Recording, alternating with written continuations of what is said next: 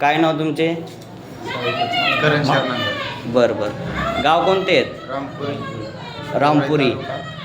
बरं, किती जण आलेले आहेत आम्ही तुम्ही 14 गावातून? गावात 25 जण होते. 25 जण आलेले आहेत. बरं बरं बरं.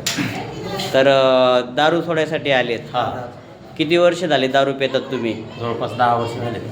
10 वर्ष झालेत. डेली दारू पितात. हां, कोणी 5 वर्ष झालेत, कोणी 6 वर्ष झाले, कोणी 10 वर्ष झाले, असे दारू पितात. बरं, तुम्ही इतके जण तुमच्या गावातले आलेत. हां, तर सगळ्यांचा अनुभव कसा आहे? सगळे दारू सोडले. सगळ्या गावांनी दारू सोडली. हां, इतर म्हणजे इथं जे पाहुण्यांना पण बोलवून घेतलं त्यानं. बरं, इथं जे समजा आले दारू सोडायला, हां, यांची दारू सुटली का मग? हा सुटले. यांची दारू सुटली. 100%. आमची सुटली म्हणून आम्ही पाहुण्यांना म्हणजे बरं बरं. बोलून तुम्हाला बरं वाटल्यामुळं तुम्ही पाहुण्यांना सुद्धा सांगितलं आहे. बरं, तुमच्या गावामध्ये आता किती परिवर्तन झाले?